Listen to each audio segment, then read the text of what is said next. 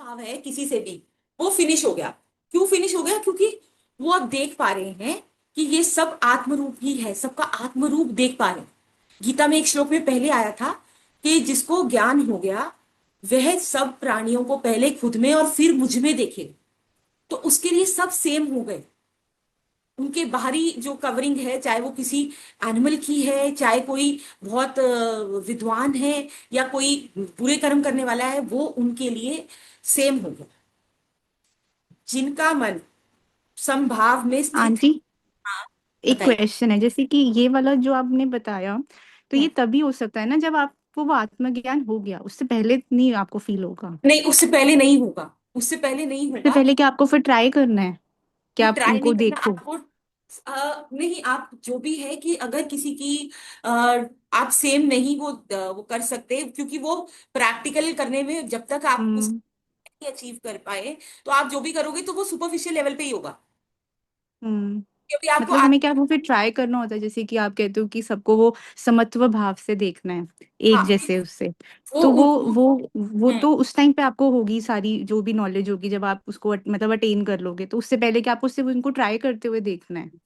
आपको ये कोशिश करनी है कि अगर जो बाकी प्राणी हैं, मान लो कोई बुरा भी है या कुछ और भी है, तो हम्म। आप उसके अवगुणों पे उतना ध्यान मत दो। आप ये सोचो हम्म। कि उसमें कुछ अच्छे गुण भी होंगे। तो ट्राई टू फोकस ठीक ऑन है। दोज गुण फॉर द टाइम, जब तक आप उस लेवल तक नहीं पहुंच। और फिर हम्म। एक चीज और है, अगर कोई भी चीज हमें डिसएग्रेबल है या हमें एग्री नहीं करती, तो हम अशांत होते हैं, हमारी एनर्जी उसमें लॉस होती है। सब कुछ तो हम्म। हमारे अकॉर्डिंग नहीं हो सकता। ना लोग, ना हम्म। स्थितियां, और मतलब एनवायरमेंट, सब कुछ, everything can not be according to our liking और डिसलाइक। सबकी अपब्रिंगिंग अलग है, सबका नेचर अलग है, तो वो आप चेंज नहीं कर सकते। तो आपको क्या हम्म। फोकस करना है कि आपको ज्यादा किसी से प्रॉब्लम ना हो, या आपकी एनर्जी उस तरफ लॉस ना हो, कि आप हर बंदे में अच्छाई और बुराई दोनों। तो you try to focus on कि इसकी मतलब इसमें अच्छाइयां क्या है। तो then it would be easier for you to deal with. बनाया तो ठीक सब है। परमात्मा ने ही है। हम्म। दया रूप आपके मन में हमेशा होना चाहिए। मान लो कोई प्राणी किसी तरह से बिहेव करे, तो उसको अच्छे लोग नहीं मिले, अच्छे गुरु नहीं मिले, अच्छा एनवायरनमेंट नहीं मिला। अगर उसको भी मिला होता, उसको भी नॉलेज होती, तो वो भी बेटर बिहेव कर रहा होता। हम्म। और अगर वो डिसलाइकिंग वाली चीज है, तो उससे आपकी एनर्जी का लॉस ही हो रहा है। तो आपको तो एनर्जी कंजर्व करके ईश्वर में लगानी है। हम्म। तो जैसे वो कहते हैं कि अपने राग द्वेष को वो करो, स्ट्रॉन्ग हाँ जी। लाइकिंग्स और डिसलाइकिंग्स को कम करो, हम्म। तो फिर आप पीसफुली मतलब रहे। आपको न्यूट्रल हो जाना, ना आप उसको लाइक करो ना डिसलाइक करो, हाँ, बस एक एज वो हाँ, समत्व भाव हो गया।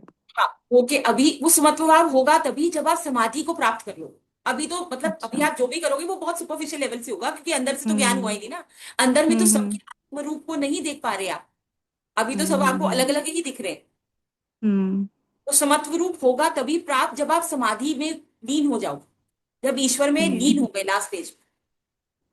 ठीक ठीक है। है, तभी आप हाँ उनको जी। कैसा देख पाओगे। ठीक है। जिनका मन समभाव में स्थित है, उनके द्वारा इस जीवित अवस्था में ही संपूर्ण संसार जीत लिया गया है। जो समाधि को प्राप्त कर चुके हैं, जो ईश्वर में एस्टैब्लिश है, जिनका ध्यान ईश्वर में केंद्रित है, उनके द्वारा इस जीवित अवस्था में अब उनके ऊपर कोई फोर्स एक्ट ही नहीं कर रही, कोई लॉ एक्ट ही नहीं कर रहा। Now they are independent. जैसे भगवान इंडिपेंडेंट है, उनपे कुछ भी चीज, कोई लॉ, कोई रूल, कोई वो अप्लाई नहीं होता। तो जो उनमें मिल गया, तो उन्होंने भी इस संसार को जीत लिया। अब उनको कोई ज्यादा इफेक्ट नहीं करेगा, क्योंकि सच्चिदानंद परमात्मा निर्दोष और सम है। तो जब आप ईश्वर में मिल गए, तो जो प्रॉपर्टीज ईश्वर की हैं वो आपकी हो गई। अब जो नदी है उसमें फ्रेश वाटर था, जब वो समुद्र में मिल गई तो समुद्र में सॉल्टी वाटर था, लेकिन अब वो नदी भी सॉल्टी वाटर, उसकी प्रॉपर्टीज भी वही होगी। अब आप कहें कि अगर आप नदी का जल अलग कर पाएंगे, तो नहीं कर पाएंगे। तो जिसने ईश्वर को जान लिया, तो वो जैसे हैं, तो उसपे भी अब वही प्रॉपर्टीज आ जाएंगे। ठीक है। तो परमात्मा कैसे है? निर्दोष है, उनमें कोई दोष नहीं है, और सम है, इक्वल। इसमें इससे वह सच्चिदानंद परमात्मा में ही स्थित है। तो जो ईश्वर में स्थित हो गया, उस पे वही प्रॉपर्टीज हो गई जो ईश्वर की थी, जो संसार की प्रॉपर्टीज थी, जो तीन गुण थे, उनको वो क्रॉस कर गया। तो जैसे ईश्वर है वैसे ही वो हो गया, वो ईश्वर तुल्य हो गया। तो सेंट जो भी हैं, जितने भी संत हुए हैं, वो ईश्वर तुल्य ही है। तो ये अभी फोर्थ चैप्टर के ही जो श्लोक हैं उन्हीं का ही एक्सटेंशन है, मोरलेस बात वही कह रहे हैं कि ये प्रॉपर्टीज बता रहे हैं जो ईश्वर में स्टैब्लिश हुए। जो पुरुष प्रिय को प्राप्त होकर हर्षित नहीं होता और अप्रिय को प्राप्त होकर उद्विग्न नहीं होता, वह स्थिर बुद्धि, संशय रहित ब्रह्म वेता पुरुष सच्चिदानंद ब्रह्म, पार ब्रह्म परमात्मा में एक ही भाव से नित्य स्थित है। वही बात हो कि उसकी स्थिति चेंज ही नहीं होती। अब उसका कंसंट्रेशन या सेंटर जो है वो सिर्फ ईश्वर में फोकस है। तो इसलिए बाहर की चीजों से, चाहे उसको प्रिय वस्तु मिल रही है या अप्रिय वस्तु मिल रही है, उसमें कोई भी वो चेंज प्रोड्यूस ही नहीं कर पाता। तो ना तो वो प्रिय वस्तु को पाकर खुश होता है और ना अप्रिय वस्तु को पाकर दुखी हो। अब वो बाहर की चीजें उसको इफेक्ट ही नहीं कर रही, क्योंकि इंटरनली वो भगवान से ही कनेक्टेड है हर वक्त। तो बाहर में क्या हुआ उसको कोई फर्क ही नहीं पड़ता। बाहर के विषयों में आसक्ति रहित अंतःकरण वाला साधक आत्मा में स्थित जो ध्यान जनित सात्विक आनंद है उसको प्राप्त होता है। तदंतर वह सच्चिदानंद पर ब्रह्म परमात्मा के ध्यान रूप योग में अभिन्न भाव से स्थित पुरुष अक्षय आनंद का अनुभव करता है। अब वो क्या कह रहे हैं, आनंद कहाँ फील होगा, ध्यान जनित सात्विक आनंद। जब वो ध्यान में बैठा बैठा बैठा, तो उसको जब ईश्वर की प्राप्ति हो गई, समाधि हो गई, तो उसको इंटरनली ध्यान में सात्विक आनंद की अनुभूति हो। क्योंकि ईश्वर क्या है, उनमें कोई चेंज नहीं है और वो सच्चिदानंद। तो उस आनंद की अनुभूति उनको ज्ञान में हो। और वो क्या कह रहे हैं कि ध्यान रूप योग में अभिन्न, बिना किसी ब्रेक के। तो ध्यान जो योग था, योग क्या था, यूनियन ऑफ स्पिरिट या आत्मा विद परमात्मा। तो जब ये योग हो गया, एडिशन हो गया, तो उसको अक्षय, अक्षय का मतलब है जिसका कभी नाश नहीं होता, ऐसा सुख मिलेगा। अब अगर हम संसार की ही चीजें लें, तो अगर हम कोई भी सुख चाहते हैं तो हम चाहते हैं कि वो लॉन्ग टर्म सुख हो। कोई भी हम शॉर्ट टर्म सुख नहीं चाहते। हम ये नहीं कहते भगवान जी हमें 2 दिन के लिए अमीर बना दे या 2 दिन के लिए ये कर दे। हम सब कुछ लॉन्ग टर्म चाहते हैं। लेकिन संसारिक वस्तुएं या जो भी चीजें हैं वो लिमिटेड है, वो आपको लॉन्ग टर्म सुख नहीं दे सकती। लेकिन एक बार आपका ईश्वर से संयोग हो गया, जब ध्यान में आप ईश्वर को पा गए, तो फिर आपको जो आनंद मिलेगा वो कभी भी खत्म नहीं होगा, जिसको ब्लिस बोलते हैं। तो जिसकी प्रॉपर्टी है वो ही देगा। तो आप उनमें मिल गए, आपका आत्मा उनमें एस्टैब्लिश हो गया, तो फिर जो वो आपको सुख मिलेगा, जो आनंद मिलेगा, वो अक्षय है, उसका कभी नाश नहीं। वो टेम्परेरी नहीं है। अभी कुछ खाया तो खुश हो गए, फिनिश, उतनी देर की हैप्पीनेस है। अभी थोड़ा अच्छा टाइम चल रहा है, सब कुछ अच्छा अच्छा हैप्पी, फिर दुख। तो संसारिक जितनी भी चीजें हैं, सुख के पीछे दुख लगा ही हुआ। लेकिन जब ईश्वर में आपका लय हो गया, तो फिर आपको जो आनंद मिलेगा ध्यान में, सात्विक आनंद, तो वो आनंद कभी खत्म नहीं हो। जो ये इंद्रिय तथा विषयों के संयोग से उत्पन्न होने वाले सब भोग हैं।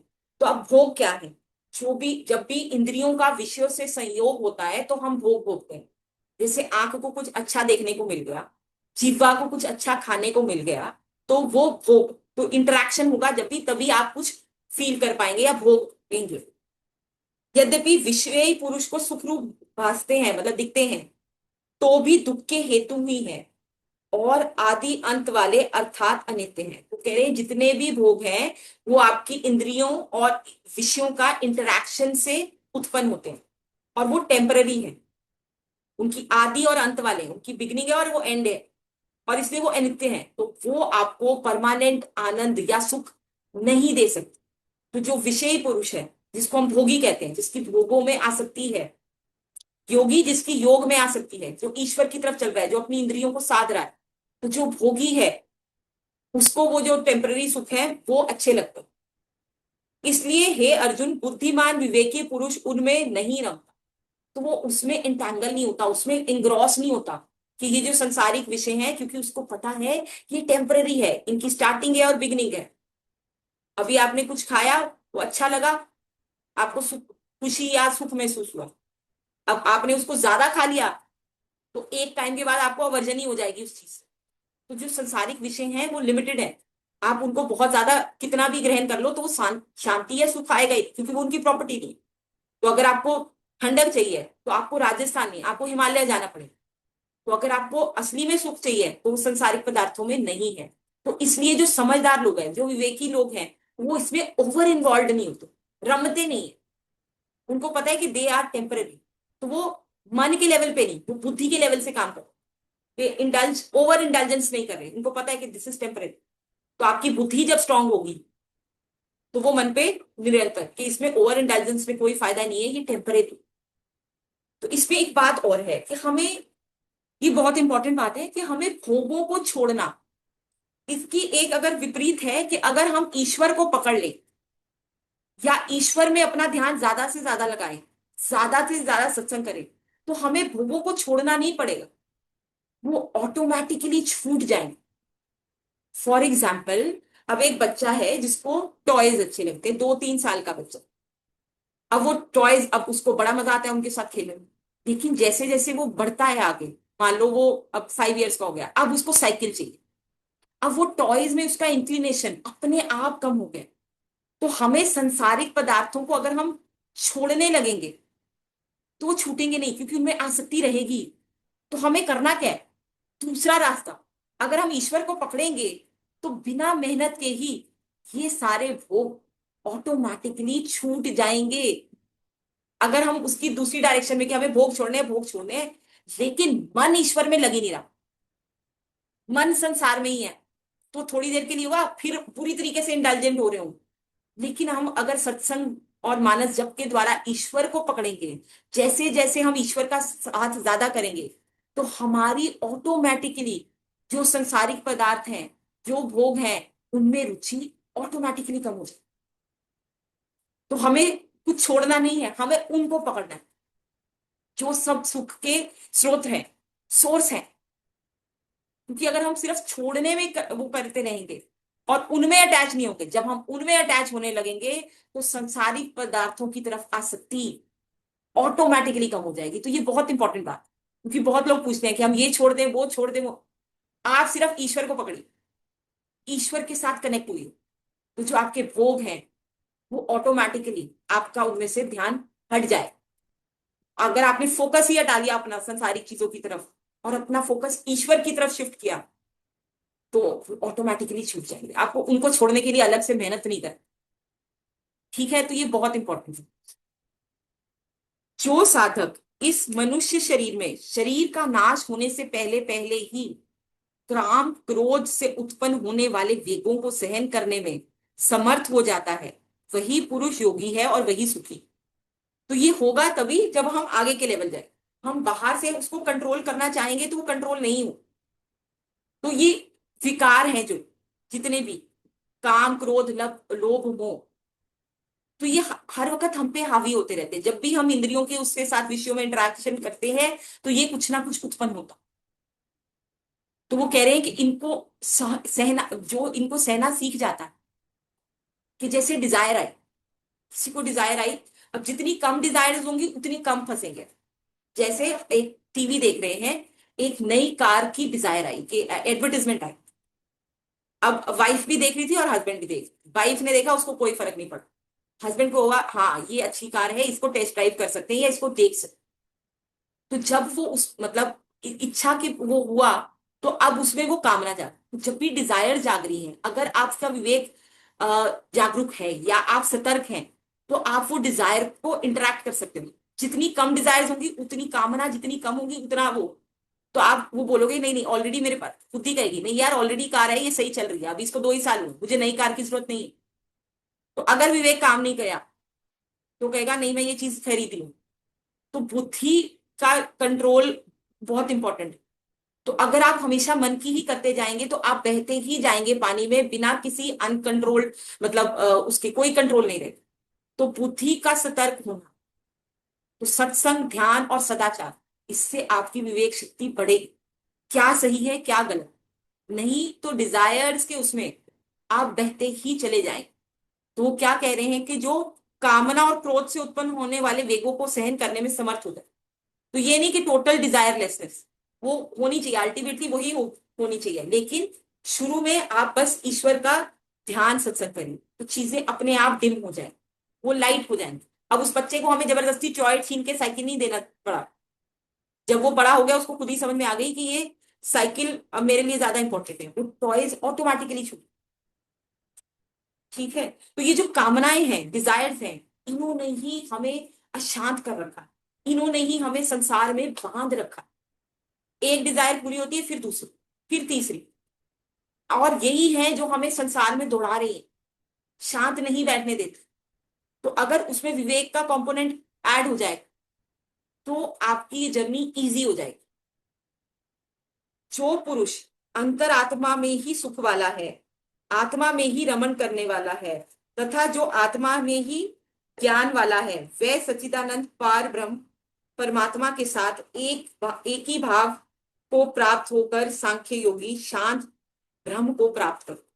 तो वो क्या, ये उस इंसान की स्थिति है जो समाधि में लीन हो गया।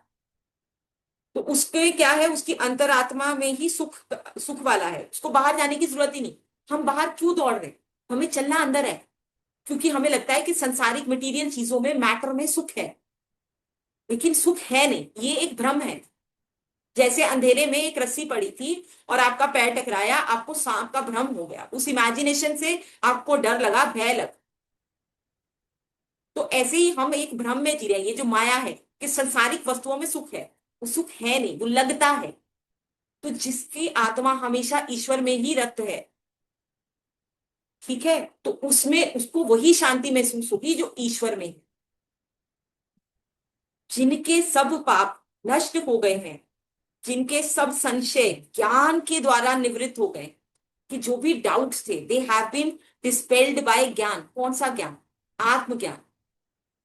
जब डार्कनेस थी, आपने एक लाइट जगा दी तो अंधेरा कहाँ गया? आपको अंधेरा भगाना ही नहीं पड़ा, आपने लाइट जगा दी, अंधेरा खुद ही डिस्पेल हो गया। तो जिसको ईश्वर का ज्ञान हो गया आत्मज्ञान के थ्रू, तो उसके सारे पाप अब खत्म हो। जो संपूर्ण प्राणियों के हित में रत है, अब वो, उसका जो वो है, वो सेल्फिश मोटिव ही खत्म हो गया।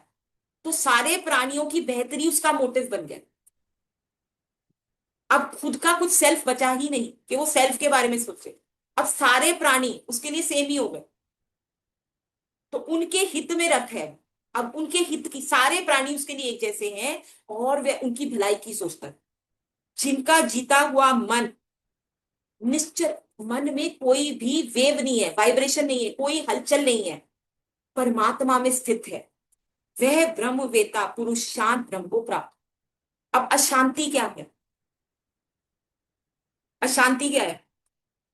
बताओ भाई, अगर हम अशांति की डेफिनेशन करें तो हमें शांति की डेफिनेशन थोड़ी ज्यादा इजीली समझ में आएगी। हम्म। अस्थिर। हाँ। तो अस्थिर। रेस्ट, अस्थिर, ठीक है। रेस्टलेसनेस, रेस्टलेसनेस इज अशांति। एक थॉट, दो थॉट, तीन थॉट, चार थॉट, जितने ज्यादा थॉट्स हैं, इसको कहते हैं मन में संकल्प विकल्प। एक थॉट आया, फिर उसका दूसरा, उसकी ऑप्शंस अलग अलग। तो मन का काम ही ये है, संकल्प विकल्प करते रहे, और इससे हम अशांत हैं। तो जब मन में संकल्प विकल्प रुक गए, अब वो रुकेंगे कैसे? मन का काम तो है भाई भागना, काम करना, हमने उसको मानस जप में लगा दिया। अगर हम उसको डायरेक्टली रोकना चाहेंगे, नहीं, हमने उसको कोई और काम दे दिया। अब एक बच्चा है, वो पढ़ना नहीं चाहता था, तो हमने उसको कुछ और तरीके से पढ़ाना शुरू कर दिया। हमने कहा तू ना दूसरे बच्चे को पढ़ाना शुरू कर, या तू पीपीटी बना इसकी, कि उसको हमने कोई और काम दे दिया, लेकिन उस काम के थ्रू ही हमने उसको पढ़ा दी। तो मन जो है उसको बिखराव का ही, उसको बाहर ही जाना है, और उसको हर वक्त संकल्प विकल्प देने हैं। तो मन को क्या किया, कहाँ ऑक्यूपाई कर दिया? मानस जप, कि चल तू ये वाला काम कर। तो उसका ध्यान धीरे धीरे ऑटोमेटिकली संसारिक चीजों से कम हो। ठीक है। तो वो जिस, जब हमारे, अगर हम देखें कि हमें अगर कोई डिसीजन लेना है और हम कंफ्यूज हैं, या हमें 10 चीजें करनी है, हमारे दिमाग में बहुत सारे थॉट, तो हम उतने ही अशांत। तो जितने हमारे थॉट्स कम होते चले जाएंगे, तो हमें उतनी शांति महसूस होगी। ये तो हम सबने देखा है ना, कि जिस दिन हमारे पास कुछ ज्यादा नहीं है सोचने को, हम बिल्कुल शांत, मतलब थॉट प्रोसेस स्लो है, तो हम बेटर फील कर रहे हैं। तो ये तो हम सब फील करते हैं ना, जितनी ज्यादा डिस्ट्रैक्शन है तो उतनी ज्यादा प्रॉब्लम है। हाँ जी। ठीक है, तो ये तो हम फील करते हैं। तो जब हमने मन को क्या किया, मन का काम है काम करना, वो रुकेगा नहीं।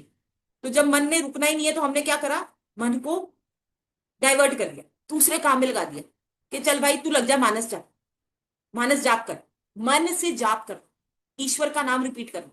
तो कोशिश करके 5 मिनट 10 मिनट वो मानस जाप आप जरूर करो। उससे क्या होगा, मन रुकेगा, मन धीरे धीरे धीरे धीरे रुकेगा, तो आपको वो कामनेस फील होगी।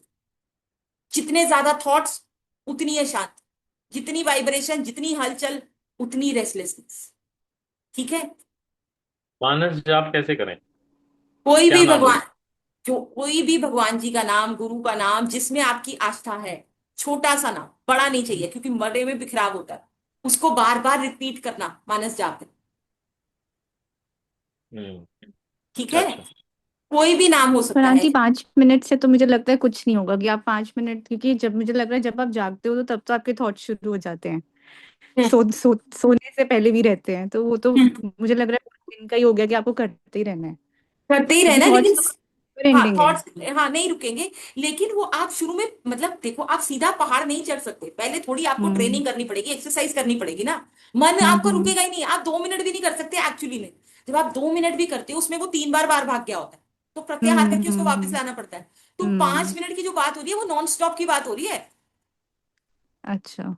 ठीक है, गुरु महाराज जी कहते हैं अगर आप 2 मिनट भी मानस जाप बिना, हम्म, मतलब किसी मतलब उसमें बिना किसी वो उसके जैसे thought कंसंट्रेशन के, के साथ जो अपने आपका हाँ मन लगाओ, वो हाँ, वो और वो फाइव बाहर ना मिनट्स जाए। कंसिडर होंगे। हाँ, तो उसमें अगर आप 5 मिनट भी कर रहे हो तो पहले आप हम्म उसको, मतलब अ, थोड़ा टाइम लगेगा।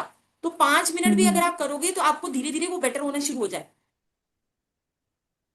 तो मतलब 5 मिनट नॉन स्टॉप, जब बीच में कोई और थॉट हम्म इंटर, तो आप हम्म 5 मिनट भी करेंगे तो भी उसको आपको आपको धीरे धीरे उसका फल मिलना शुरू हो जाएगा, आपको बेटर लगेगा। हम्म ठीक है। हाँ काम जी। क्रोध से रहित जीते हुए चित्त वाले, अब उसमें उसमें कोई वृत्तियां आ ही नहीं रही, तो उसका जो चित्त है उसको उसने जीत लिया। परमात्मा का साक्षात्कार किए हुए ज्ञानी पुरुष के लिए सब ओर से शांत पर ब्रह्म परमात्मा ही परि। तो अब जब वो उसमें स्टैब्लिश हो गए तो उसको परमात्मा के सिवा और कुछ नहीं दिख रहा। ठीक है। अब ये जो नेक्स्ट श्लोक है, सेकंड लास्ट श्लोक, दिस इज वेरी इंपॉर्टेंट, क्योंकि ये दृष्टि योग के बारे में बता रहा है। ठीक है। तो वो क्या कह रहे हैं, बाहर के विषय भोगों का ना चिंतन करते हुए बाहर ही निकाल कर, और नेत्रों की दृष्टि को भ्रिकुटी के बीच में स्थित करना नहीं है, ये स्थिर है। जब जब दृष्टि स्थिर होगी मन रुकेगा। तो यहां पे उन्होंने कोडेड लैंग्वेज में दृष्टि योग बता दिया। बाहर के विषयों भोगों का ना चिंतन करता हुआ बाहर ही निकाल के नेत्रों की दृष्टि को भ्रिकुटी के बीच में। तो इसकी टेक्निक है जो यहाँ पे वो, इट इज जस्ट सिंबॉलिक, तो आपको भ्रिकुटी के बीच में एक्चुअली में ध्यान नहीं लगाना। ठीक है, भ्रिकुटी के बीच में विकृति दृष्टि, क्या? सॉरी, विकृति इज आंखों के बीच में? हाँ जो आपकी दो आईब्रोज है उनके सेंटर वाला, वो थर्ड आई आ गया चक्र को डिनोट कर, वो एरिया। तो अच्छा। उसमें एग्जैक्टली फोकस नहीं करना, वो कह रहे हैं दृष्टि को स्थिर करना है वहां पे। तो वो आपको वहां पे बताया जाता है। तो और नासिका में विचरने वाली प्राण और अपानवत, आने और जाने वाली को सम करके। तो जब हम, अगर हम देखते हैं प्रैक्टिकली कि जब हम बहुत ज्यादा उत्तेजित हैं या पैनिक अटैक आता है उनको, उनका ब्रीदिंग रेट बढ़ जाता है। तो जब हमारा मन रुकेगा तो ब्रीदिंग रेट पे हमें कुछ नहीं करना, वो ऑटोमेटिकली हो जाएगा। और मन किससे कनेक्टेड है, दृष्टि से। जब दृष्टि रुकी डीप स्लीप के टाइम में, दृष्टि बिल्कुल रुक गई और जो मन का काम है वो भी रुक गया। तो जब आप दृष्टि को स्थिर कर रहे हैं, आप एक्चुअली में मन को स्थिर कर। तो ये उन्होंने दृष्टि योग में बता, यहाँ पे ये कोडेड लैंग्वेज में दृष्टि योग बता दिया। तो आपको और अलग से सांसों पे नहीं करना, अगर आप काम है, आपकी सांसें अपने आप, जब आपका मन ठहरेगा दृष्टि को रोक कर, तो आपकी ब्रीदिंग रेट ऑटोमेटिकली हो जाएगी, आपको कुछ नहीं करना। जिसकी इंद्रियां मन और बुद्धि जीते हुए हैं, ऐसा जो मोक्ष परायण, मोक्ष के लिए काम करने वाला मुनि, इच्छा डिजायर, क्रोध और ये क्या है, ये भय फियर से रहित हो गया, वह सदा मुक्त ही है। तो अब वो मुक्त होने की टेक्निक बता रहे हैं। अगला चैप्टर ध्यान का है, तो उसकी भूमिका उन्होंने यही बांध दी। तो दृष्टि जहां रुकी, मन भी रुकेगा। जैसे जैसे दृष्टि हमारी जितनी विचलित रहती है, जैसे हम मार्केट गए 10 चीजें देखी, तो मन भी उन सबके साथ वो लेता है। जब आपने आंख बंद की, तो जहां दृष्टि रुकी, तो दृष्टि स्थिर होगी, तो मन भी स्थिर होगा। तो उन्होंने ये टेक्निक बता दी। तो मानस जप, मानस ध्यान और दृष्टि योग, तो ये गीता में बताया गया। तो अब सबसे पहले हम दृष्टि योग नहीं कर सकते भाई, पहले आपको बेसिक करना पड़ेगा। तो मानस जप से स्टार्ट कीजिए कि मन थोड़ा थोड़ा रुके। 2 मिनट भी अगर आप बिना रुके कर पाते हैं, तो इट्स अ सक्सेस। धीरे धीरे वो बढ़ेगा। तो आप टाइम निकाल के, सिर्फ 5 मिनट निकाल के, जैसे आपने सत्संग किया, 5 मिनट बैठ जाओ, मानस जप करो। मानस जप 5 मिनट कर लिया, मानस ध्यान करो। तो दृष्टि योग थर्ड है। तो वो पहले, अगर आप फर्स्ट में वो नहीं हुआ, अगर आपने फर्स्ट सेकंड क्लास पास नहीं किया, आप थर्ड में फर्स्ट नहीं आ सकते। You can't jump to the third one. आपको पहले फर्स्ट पे ही फोकस करना पड़ेगा।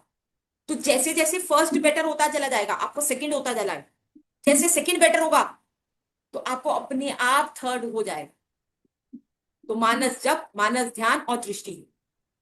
मेरा भक्त मुझको सब यज्ञों और तपों को भोगने वाला, संपूर्ण लोकों में ईश्वर का भी ईश्वर तथा संपूर्ण भूत प्राण, सब लोगों जितने भी प्राणियों का सुहृदय मतलब मित्र और स्वार्थ रहित दयालु और प्रेमी, ऐसा तत्व से जानकर शांति को। तो ईश्वर की क्या, दयालु है, स्वार्थ रहित है, प्रेम का स्रोत है, अपने लिए नहीं सोच रहे, स्वार्थ से बिल्कुल रहित है।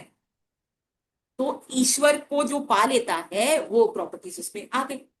तो जो ये सेकेंड लास्ट श्लोक है, it is leading towards the 6th chapter, जो कि ध्यान योग।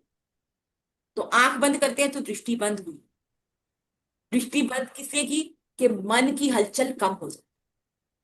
तो जैसे जैसे मन की हलचल आप उसको ट्रेन करेंगे, तो पहले दृष्टि योग नहीं, पहले आप स्टार्ट विद मानस जप। कोशिश करके सिर्फ, चल अभी मैं 2 मिनट के लिए मानस जप करता हूँ, रात को सोते वक्त मैं मानस जप करके ही सोऊंगा। जब सो रहे हो, जिस भी नाम में आपकी श्रद्धा है, उसको रिपीट करते रहो, उसको रिपीट करते रहो। गुरु में है, जिनकी वजह से ज्ञान मिल रहा है, उनका नाम, भगवान में है, जिसमें है। बेसिक तो वही है कि आप पेंसिल कैसी भी हो, उसे कोई फर्क नहीं पड़ता, कि आप ईश्वर का अपने मन को रोकें। तो जब रोकेंगे, धीरे धीरे वो रुकेगा, तो आपको वो कामनेस फील हो, तो आप उनकी तरफ चले, तो वो अपने आप लाइट हो जाए। आपको उनके लिए अलग से एफर्ट नहीं करना पड़ेगा। ये बहुत इंपॉर्टेंट बात, कि हम लोग बोलते हैं हम ये छोड़ दे वो छोड़ दे, कुछ नहीं करना, सब कुछ मन से है। मन को लगाना है और उसके लिए बुद्धि को रोज सत्संग का टॉनिक देना है। जो सत्संग करेगा उसी का मानस जप चलेगा, उसी का मानस ध्यान होगा। जो थ्योरी नहीं पढ़ के आया, वो प्रैक्टिकल में डिजास्टर करेगा। कि हम सोचे हम सीधा मानस जप कर ले, नहीं, थ्योरी इज इंपॉर्टेंट। तभी मन रुकेगा। जब हम पढ़ रहे हैं, तब भी हम क्या कर रहे हैं, दृष्टि को फोकस कर रहे हैं पेज पे। तो वो हम क्या कर रहे हैं, स्टेबल ही कर रहे हैं मन को। सारी ओर से हटा के हमने किताब में लगाया, वो भी मेडिटेशन है। तो पहले सत्संग, फिर मानस जप, फिर मानस ध्यान।